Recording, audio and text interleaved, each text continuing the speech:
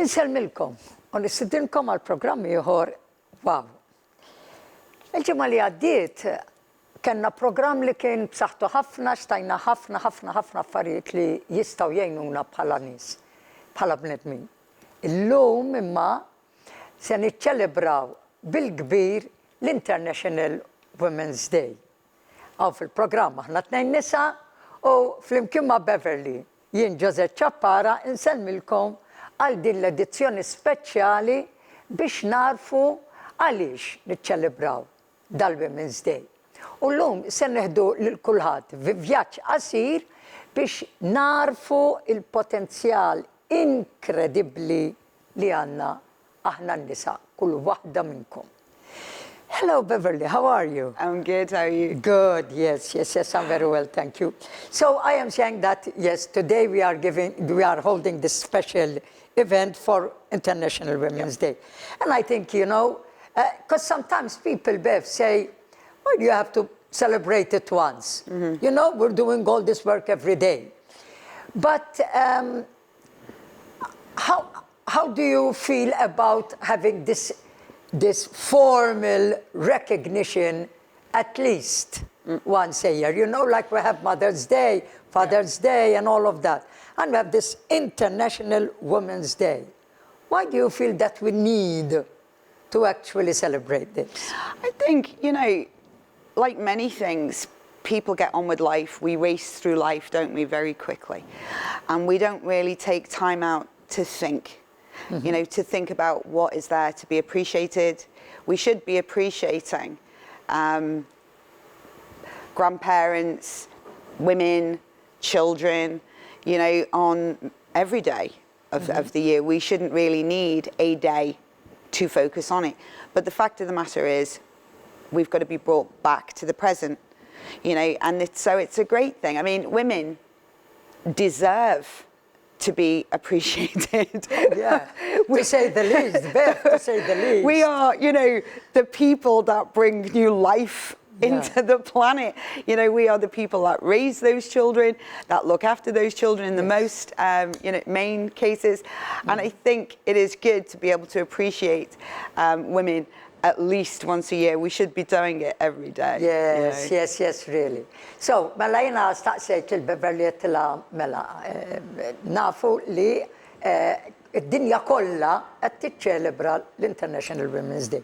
U staqsejt tila ma fil-verità, inti tħoss li hemm ħtieġa li jkun hemm din darba meta narfu li niċċelebraw din il-ġurnata u fil-fatt qed tgħidilna illi ħafna drabi aħna kulħadd jibqa' għaddej bix-xogħol tiegħu. Imma huwa rari din hija verità illi aħna nifqu biex napprezzaw ix-xogħol kollu li veru aħna nagħtu lin-nies ta' madwarna u ftit nagħtu każ ukoll li lil nfusna għax normalment dejjem hemm ħadd ieħor li jista' jiġi qabilna u mbagħad x'imkien fl-aħħar għandna insibu il-post tagħna x'imkien.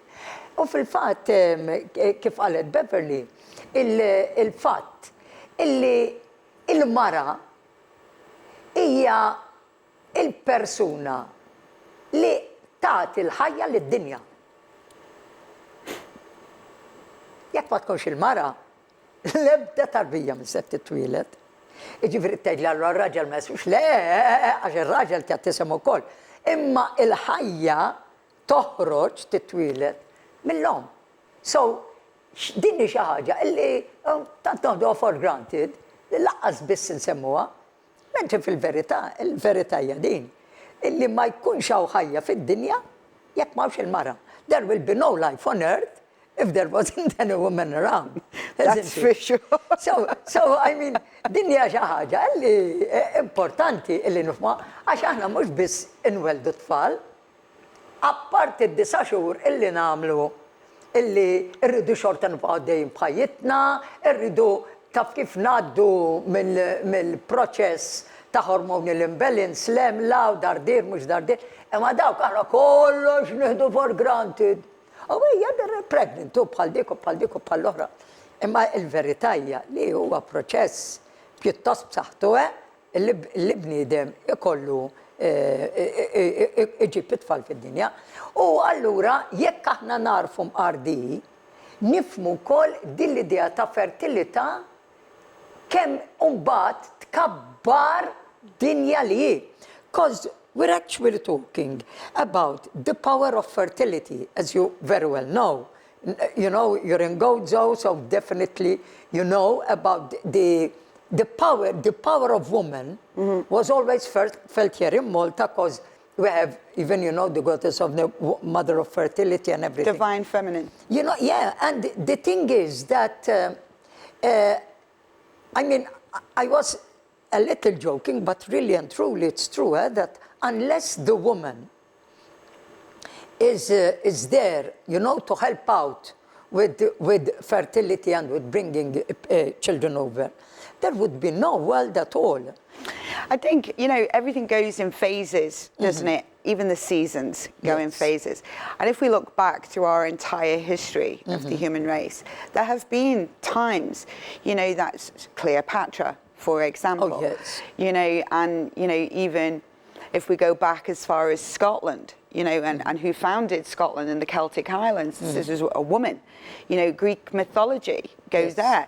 You've got these incredibly strong women, especially in the Viking, you know, islands. You know, we look at that area of the world, who were warriors. They were life givers, you know, and even in, you know, the south of England, where we've got this pagan, you know, history, all of these women, divine feminine, would come out at the beginning of spring to bless the harvest, because they're bringing their fertility, their energy of fertility, and, you know, putting it into the land so the harvest is good for the year. And I think we forget, because we're just women, you know, and we get up every day and we do 1,000 things every day without thinking about it. And we're not just women. We're like super women. All women are super women. Yeah, and there's no difference between, you know, being mothers and non-mothers, because the idea of the strength behind and the willpower and the determination of women is something incredible. Mela hawnhekk qed tgħidilna, tfakkarna fil-verità, Beverly, illi fil-fatt jekk aħna nħarsu lejn l-istorja tad-dinja, nibdew naraw anke minn żminijiet fejn l-istorja bdiet tieħu is-saħħa tagħha.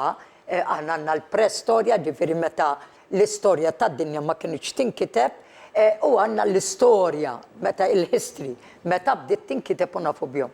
U għandna personalitajiet kbar illi ħallew impatti kbar f'pajjiżhom, jekk ngħidu mitoloġija, jekk ngħidu ġewwa l-Eġittu, jekk ngħidu semmitilna Scotland, semmit l-idea fejn jien naf jekk tieħu l-Indja pereżempju, jekk tieħu Malta stess, fejn il-figura tal-mara hija xi ħaġa divina.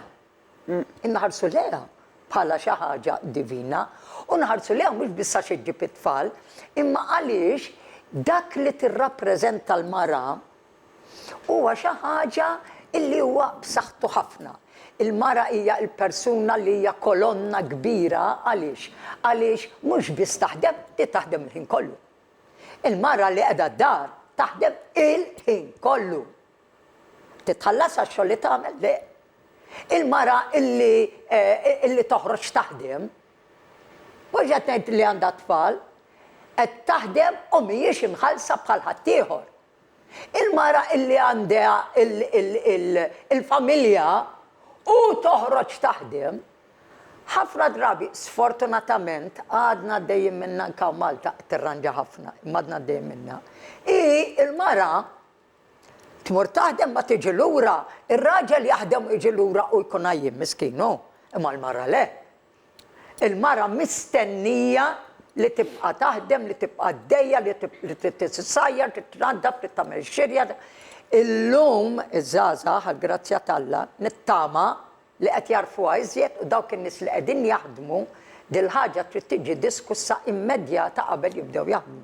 Għaliex is-sem għandu jiġi wkoll mir-raġel. So I am saying that, adding to what you have been saying, you know, of this idea of having these women in history.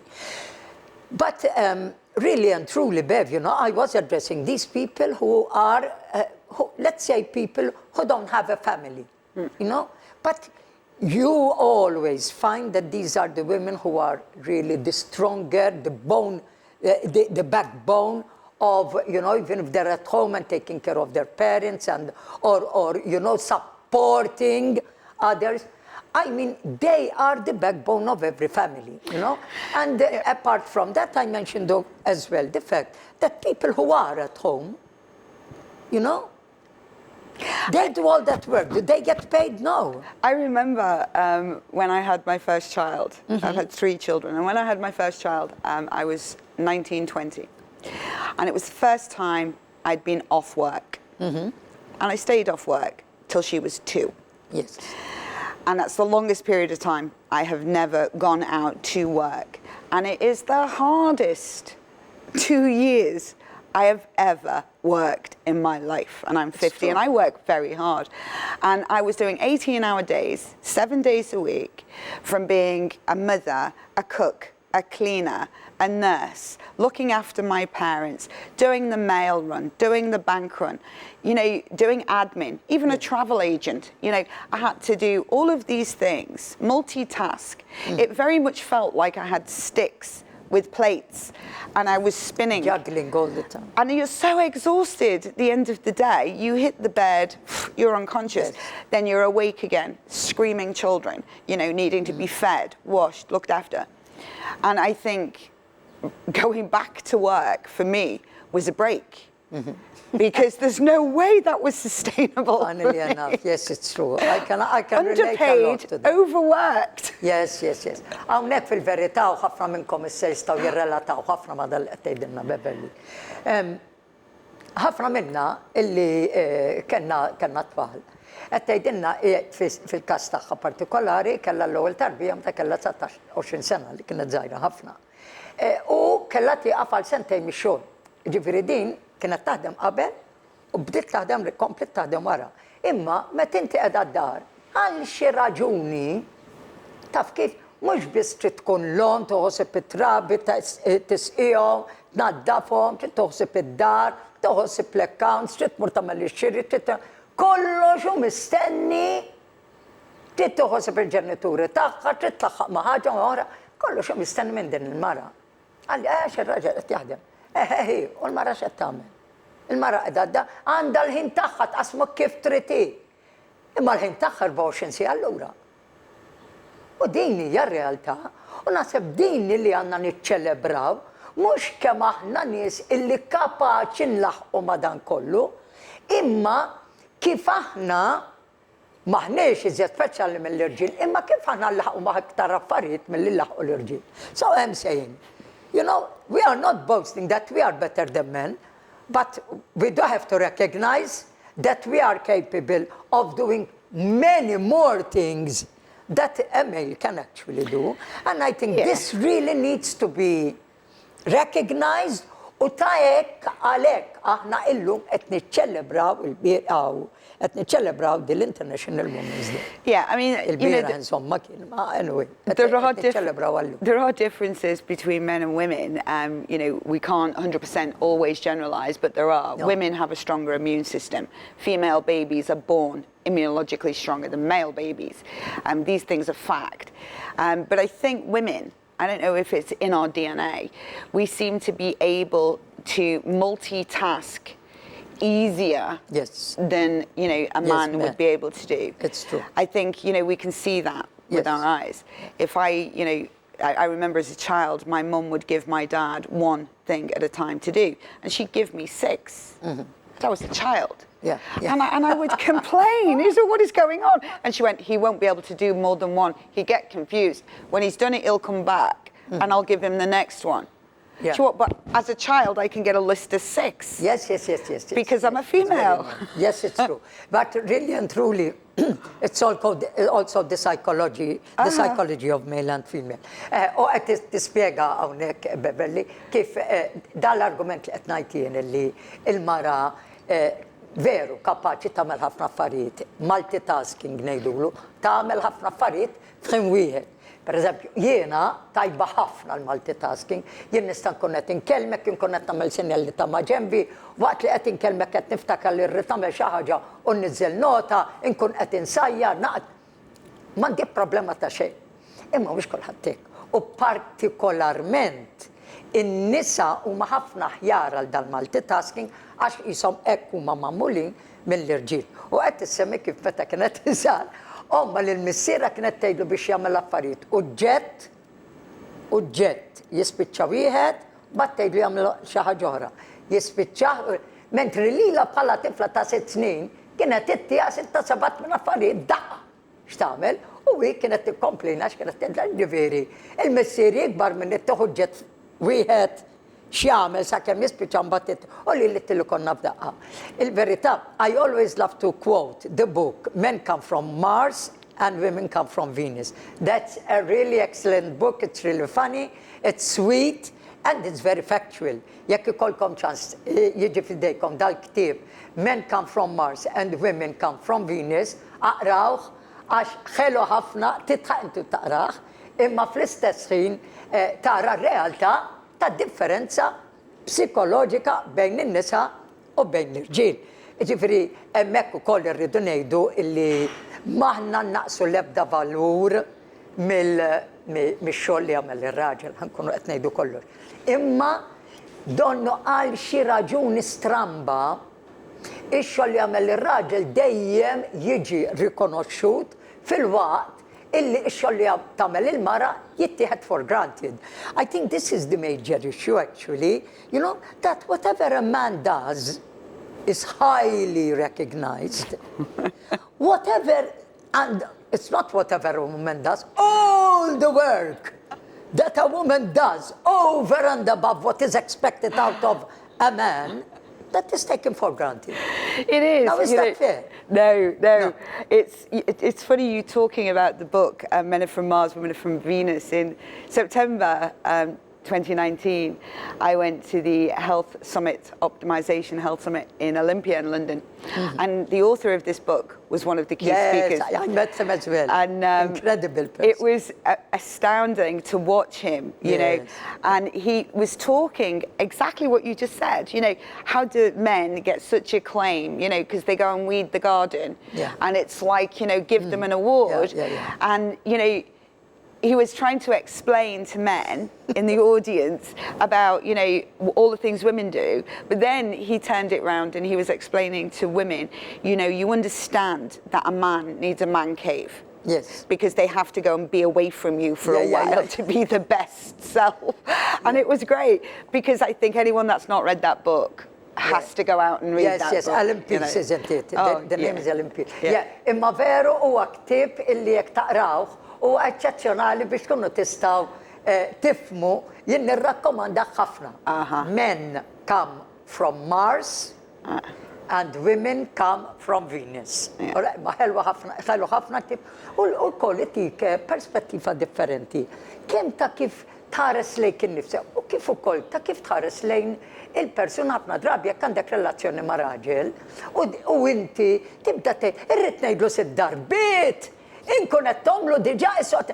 How many times do we complain, you know, about, because I'm saying that for a healthy relationship, it's very important also to understand the psychology of men. You know, the other person, of men, for example. Because if it's with a woman, you know, you can relate to yourself. But if you're talking about a male, then you need to understand why they behave as they do. Sometimes they say, okay, you told me more than once. Yeah, but why don't you remember? That's because they're male-brained. That's why. Yes. So, ħanif uftit għax għanna naqra ħin ta' reklami u ħanerġaw niġu kummenti li għaddiet Beverly. Ibqaw maħna Wow, nkunu mawkom minn ftit ieħor.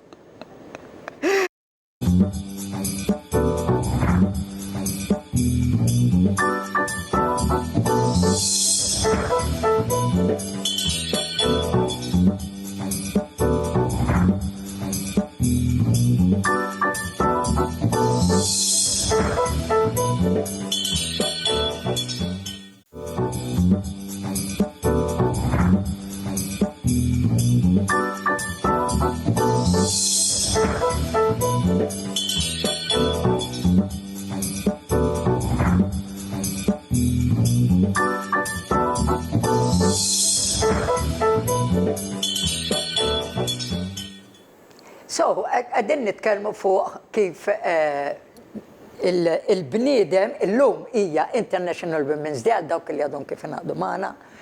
Il-bieraħ kien insomma aħna illum qegħdin niċċelebraw għaliex il-programm tagħna joħroġ illum. So, u qegħdin ngħidu kemm huwa importanti illi kultant nifqu u napprezzaw u nagħtu ġieħ lilna n-nisa illi ħafna drabi qatt ma nistennew xejn lura u taf kif nibqgħu għaddejjin bix-xogħol tagħna minn xogħol għal xogħol għal xogħol neħdu responsabbiltajiet kbar fuqna. Għaliex għax għandna b'xi mod dil-idea li l-mara tiflaħ ħafna iktar milli jiflaħ ir-raġel. Sewwa, allura u dik kibret magħna. This idea that somehow we accept the fact that a woman can shoulder much more responsibility than a man. And really and truly, maybe in a way, psychologically we are made different. As you said, even immunologically we are different. Ġifieri fil-verità, kemm bħala sistema immunologika ġifieri ta' saħħa ta' fibra ta' mara bħal tfal bniet li twildu ikollhom l-immune system tagħhom ħafna iktar b'saħħtu minn dak tal-irġiel. U din il-ħaġa donna li tpoġġina f'pedestal fejn iva għandek di morrejt l-ommok, issa nsaqsu l-ommok, issa da. U mbagħad il-missier jieħu deċiżjonijiet imma donhom l-affarijiet tal-missier għax l-oħrajn huma ħmerijiet. Ma l-affarijiet id-deċiżjonijiet li jittieħdu. I'm quoting like when you're in a family, and I'm sure this sounds very familiar, and there are things going on, and the father or the male would say, yeah, you go to your mother with this, it's not my issue. Hello, why shouldn't? Because it's too petty. And what's not petty for a woman then? So I think it's good to understand that and to recognize and today to celebrate l-lum niċċelebraw illi ħin kollu illi nagħtu aħna mhux biss għalina għall-familja fuq post tax-xogħol, and somehow even in a place of work, there seems to be a lot more. I think I'm going to overstep here, but there seems to be some more compassion when there's a woman leading, when there's a woman in the admin. Do you get that impression? Yeah, I think due to the way women's brains predominantly are formed and men's brains very different, the way that male brains work and female brains work. And I think it's taken a long time for women to be able to rise up to certain jobs and hold certain positions because of our gender, because we're women. And as you said, in the home, the father will say, go and ask your mother. Mm-hmm. That is a belief system and a behavior that happens everywhere in the world. And the same can be said for the workspace. There are some jobs, say police or councils, politics, education, head of, where there have always predominantly been men, operating them. And women have fought very, very hard to show they are equally capable and can bring something more to the table. And what they bring is not only compassion and this female energy, it is our ability, genetic ability, to spin many plates at once, because we as women always have. you know. So we're not dealing with one thing at a time. We can multitask automatically. So we bring compassion, the divine feminine, and an ability to multitask to the table, you know, in the workplace as well as in the home. Yes, yes. U fil-fatt fuq il-komment li għamiltila li ħafna drabi aħna nsibu ruħna illi minħabba f'dil-abilità li għandna ta' multitasking li naħsbu kapaċi nibqgħu nipproduċu u nkunu tajbin f'kull kategorija illi aħna niddeċidu li nkunu tajbin fiha fl-istess ħin, fl-istess waqt. Allura din xi ħaġa li wkoll hija kif jgħidu l-Ingliżi an added plus meta bniedem qiegħed jaħdem f'post ta' xogħol għaliex għax inti jekk inti qed tmexxi jekk inti għandek azzjenda f'idejk jekk inti qed tieħu ħsieb affarijiet illi huma ta' ċertu toqol biex ngħidlek. Il-mara billi ġenetikament hekk twildet illi di kapaċi taħdem fuq ħafna affarijiet fl-istess ħin, il-kompassjoni hija waħda minnhom. Illi tagħder hija waħda minnhom, però hija wajż ukoll illi taraf illi jekk inti qed tipprova tilab xi logħba, di tkun diġà taf għax tafek sew għaliex moħħha kapaċi multitaskja jekk intix ġenwin jew jekk m'intix ġenwin. Ġifieri hemm dawn l-affarijiet li huma wkoll affarijiet tajbin ħafna. And I think mentioning this now, Bev, you know what's hitting me? Like, let's say now we are going through this pandemic, okay? And it is, actually this is something that is really coming to me now. In a space where the female is strong, you know, when I mean strong is that under the circumstances of fear, for example, you know, she radiates strength and happiness and joy. To the contrary, if unfortunately the woman is overwhelmed with fear, you know, it just somehow weakens all the people around her, the whole family, workplace and all that. I think it's an expectation, isn't it? There is an expectation placed upon women, even without being thought through. Everybody expects women to naturally be strong, naturally to hold things together, to be brave, organised, have everything sorted all the time. Yes. And it's quite frowned upon. And in fact, I've seen it over the past 12 months of, you know, the pandemic. A lot of women have fell apart, and for the first time in their lives. Yes, it's true. Men have fallen apart as well, but the frown that has been put upon the women, you know, what are you doing? And it's not just this judgment that this woman has fallen apart. Yes. And you know, it's been an extraordinary year for everybody. And this is a one-time in a lifetime event that, you know, the woman has fallen apart on. It is an accepted thing when anybody else falls apart, but when the woman is falling apart, not only does she give herself a hard time, but everybody else does as well. Yes, it's true. Yes, yes. Unfortunately, it's very true.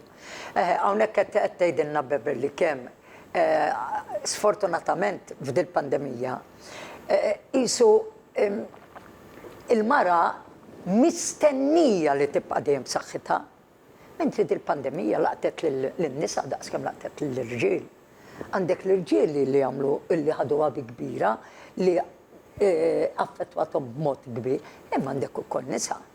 Però għal xi raġuni stramba ħafna, meta mara titkisser jew taqa' jew għal mument nies illi rajniha dil-pandemija, nies li huma b'saħħithom ħafna li qatt ma tistenna li daw se jikrollaw.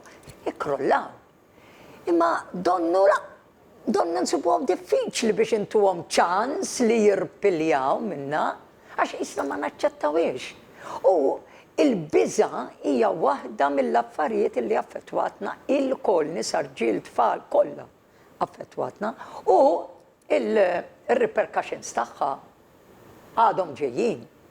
Għaliex taqaf il-pandemija, mbagħad irridu nfejqu lilna nfusna minn dan l-istat mentali emozjonali ta' biża kbira illi qegħdin inħossu. Jiġifieri huwa importanti li nifhmu u ngħadru li meta bniedem ikun qed itik ħafna minnu nnifsu, għaliex għax il-mara tinsa li għax kultant trid tlaħaq ma tant affarijiet illi mbagħad jiġi xi ħadd jgħidlek isma' xarek għadditlek kollha ma nara żantar ġeser. Tgħid tara veru? Askont, taras fil-mera biex tinħasal u tiġri l-barra. U ma tibdix tirrealizza affarijiet żgħar li normalment intu ħossibhom, ma jfissirx li għax ikollok xarek abjad. Imma kif tkun waħda bħali l-dilettanta li dejjem ikollha l-kulur, u jkolli ferq kbir wiesa u dejjem jitwessa, ta' ġaġa sabiħa illi tara, u jgħid li fakrek. Qed niftehmu. Imma il-verità hija din. Illi meta inti ma tkunx fi stat mentali, emozjonali u fiżiku tajjeb, dawn l-affarijiet jibdew jaffettwaw. U għaw se nfakkar fis-session li għamilna l-ġimgħa l-oħra fejn Beverly tat spjegazzjoni tajba ħafna kemm importanti li naħsbu u ngħidu irid ikun pożittiv kemm jista' jkun għax se jaffettwa ċ-ċellola, jibgħat il-messaġġi li ċ-ċellola skont dak li qed tħoss, jekk hu tajjeb se jferraħ u se jibda qisu dik li jgħidu la healing process fl-organi kollha. Bil-kontra, jekk se tkun xi ħaġa li qed taffettwana il-biża', it-twerwir, it-trauma, l-inkwiet, dana il-ħsieb se jaffettwa iċ-ċellola, se jaffettwa l-organi kollha u se jaffettwa lilna bħala persuna in ġenerali. Mela noqogħdu nkunu dejjem konxi ta' u nifakru l-nfusna meta nkunu qed naqgħu ftit ngħidu ħoj, iqaf. Għaliex inkella ninġarru. I'm reminding them a little bit, Bev, explaining what you have just said, but I am also reminding them about the fact that how important it is that, yes, we do go through these low moments, but we need to remind ourselves all the time about the process of how we get sick and how we get anxious and how we get depressed. And the process of what we think, how it affects the cell and how the cell, all cells affect the organs and how then, you know, it's difficult to start a healing process unless we remember to all the time correct our self-inner talk. I think as well, you know, it's very hard sometimes when you're surrounded by everyone you're responsible for. You know, we spoke about this, you know, before the show today. And one of the things we both agree on is that women particularly need to be supported and need a safe space, you know, to be able to speak and be their best self.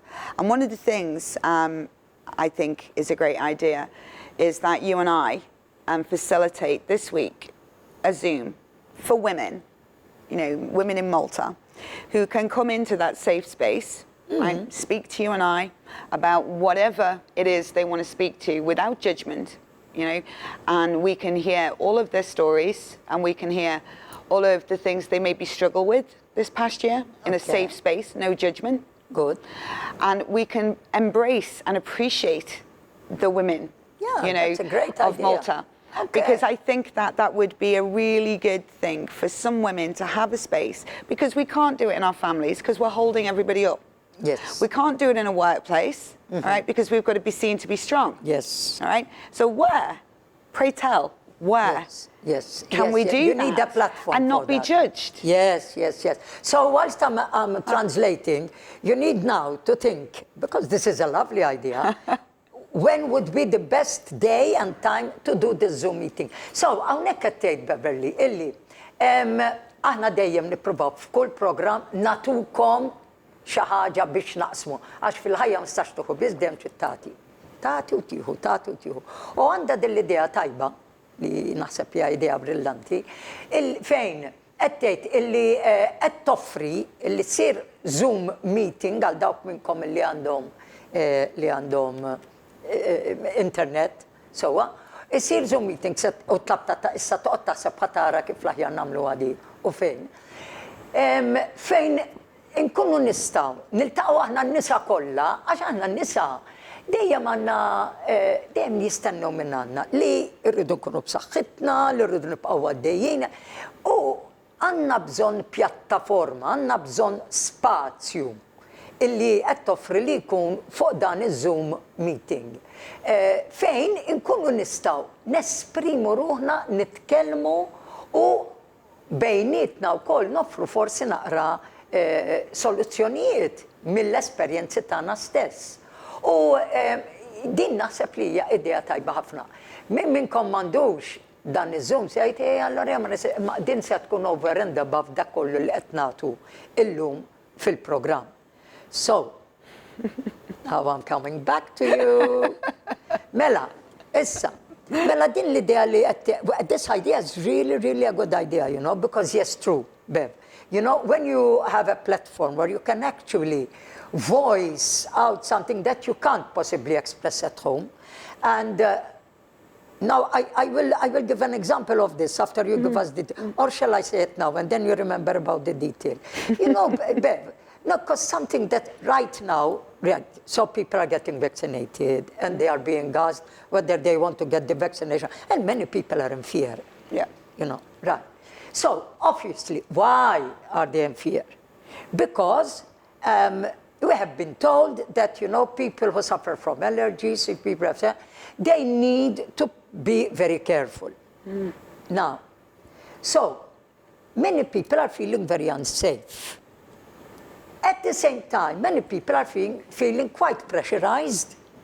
Because say I'm the only person in the family who says, listen, I feel I need more time to decide. I think that, you know, sometimes it's not fair that people keep on saying, no, you have to take it because it's not fair for, you know, for other people. I think it's a massive pressure. And listen, I'm in no way trying to create any conflict here. I'm just sounding the concerns of many people. Can I just translate what I'm asking you? Yeah. Mela, jena qed ngħid lil-Beverly li issa se tgħidilna fejn se jsiru meta da Zoom link. Imma qed intiha eżempju għax tajjeb li konna naqra ta' idea t-nantat juħor ukoll. Fuq din l-idea li bħalissa kulħadd tafu li għaddej minn din l-idea tal-vaksin. Issa hemm ħafna nies li għandhom ħafna li mhumiex daqshekk komdi għaliex jew għax ibbatu minn ħafna allerġiji, jew inkella għandhom autoimmune diseases, jew inkella jinnaf għandhom issues ta' saħħa li ma jafux eżattament kemm se tkun safe di għax din għada bħalissa fazi, issa nsaqsija wkoll fuq għadin. We mention a phase 2, 3. Can you elaborate on that? Wait. U qed insaqsija biex tispjegalna ħalli nifhmu naqra x'inhi il-phase 2, phase 3 biex anke intom li qegħdin tinkwetaw tkunu tafu wkoll illi m'hemmx għalfejn tinkwetaw daqshekk. Illi jekk qed tħossukom daqshekk pressurized fuq m'hemmx għalfejn tkunu daqshekk pressurized. Tina naqra, can you give us, in short, because we are nearing the end of, perhaps we can elaborate a little bit next time, I don't know. I think one of the things I will say is I have been bombarded with messages from many viewers, many, very similar to what you've just raised. Because it's the same with me. And what I will tell everybody, and I think it's very important, right? What we know from the World Health Organization is 99.5% of people that are testing positive for COVID will live. Now, live. Il-ħu, ġifiri deqtejt il-World Health Organization, qed isserħilna rasna illi 99.5%. Illi 99% ta' nies illi qed jiġu detektjati bħala positive cases, 99% jgħixu. Mhux imutu 99, jgħixu. Mela l-persentaġġ ta' dawk illi qed jiġu affettwati huwa minimal ħafna. Issa, I mean, these are amazing odds. You know, if somebody told you you've got 99.5% chance of passing a driving lesson or getting your degree, you know, or having a happy marriage forever. I mean, these are odds you want to bet on. These are great odds. We should be happy here. Yes. This is great odds. Thank you. Let's give this to the people. This is without intervention. Okay. Right? This is without intervention. Mela, qed tagħti eżempju, għalek li kieku int, qed insaqsi lilek jiena qiegħda d-dar, jew qiegħed id-dar, li kieku inti, jiġi jgħidlek isma' tallima l-karozza għax għandek 99%, 99.5 qed inżidu 99.5% ċans illi tgħaddi mill-eżami. Isma' għandek din relazzjoni. Idħol għalija għax għandek 99.5% ċans li tirnexxi fiha. Isma' ħatuħu degree, ibdih il-kors għax għandek 99.5% li tġiba d-degree u tgħaddi minna, tieħdu ċans. With no other intervention. What do you mean by intervention? No, that's just if we catch it right now without doing anything. So anybody anywhere in the world who catches COVID has a 99.5% chance of surviving it without doing anything, without dietary changes, without taking anything, just as we are. Okay, Mela, I think if we finish this program on this note, we'll talk about it next week. Yes, but I'm so grateful because at the moment I know people are very, very worried.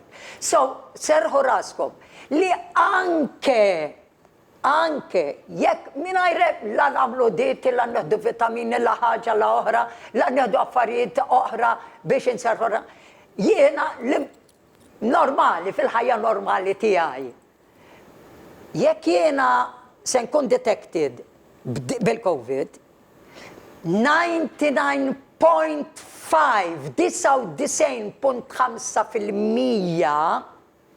ċans li żgur se ngħaddi minnha.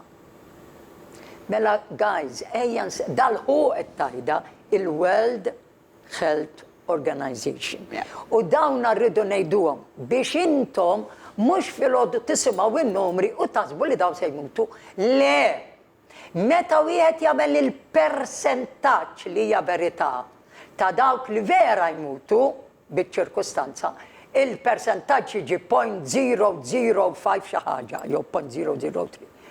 Imma issa Beverly qed tgħidli għaliex għax il-World Health Organization ħarġet tgħidilna serħu raskom, iva ħduhom il-prekawzjonijiet bil-fors għax mhix ħaġa sabiħa illi aħna jkollna din l-invażjoni kollha. Imma jekk inti għandek ġej detected positive, titwerwirx tibżax għaliex għax 99.5% mill-popolazzjoni dinjija ifiqu minna. U int tal-limt magħna illi kull ma trid tagħmel huwa li taħseb pożittiv. Mela inti ejja ngħidu li inti ġej detected positive, dak il-ħin ngħid tajjeb orrajt. Taf kif dejjem mort tajjeb u għaddejt mill-affarijiet oħra li fiqt minnhom se ngħaddi minn di tajjeb ukoll għaliex għax jiena qed niddeċiedi li rrid inkun waħda mid-99.5% li ifiqu u hekk se tkun. Inħobbukom ħafna eżiż, kunu magħna għal programm ieħor li għandna. Nirringrazzja dejjem jiena lil-Juju, lil-Naomi u lil-Francis li jgħoddu sibċari ħafna il-inkollu. Nirringrazzja lilkom li qegħdin magħna u jiena fismi Joseph Chappara u fisem Beverly. Kunu magħna. Maybe next time we can come up with some more of these positive details. You know, and I be grateful. Be grateful they are the odds. It's amazing. Mela kif qed tgħidilna Beverly jiena steddinta biex forsi il-ġimgħa d-dieħla ikunu nistgħu nagħtu naqra iktar fatti li jagħtuna jollunna l-moral naqra fis-sitwazzjoni li qegħdin għaliex jaħassa qed nisimgħu biss bil-ħafna affarijiet li u ngħaddu wkoll ta' qegħdin minn ċerti affarijiet. Imma il-verità mhijiex dik ir-realtà li qegħdin naraw. Fil-waqt li nsellmilkom, ngħidilkom dejjem ħoddu ħsieb saħħitkom u dejjem uru gratitudni għal dak li għaddejjin minnu, għax dejjem hemm x'nitalmu. Qabel ma nispiċċaw malar rridu ngħidulkom, idħlu fuq Zoom, hemmhekk għandkom fejn tridu tidħlu nhar l-erba', jiġifieri għada fis-7:30 ta' filgħaxija. Għada Wednesday 7:30. Kunu magħna għal dan iż-Zoom meeting. Insellmilkom, wow.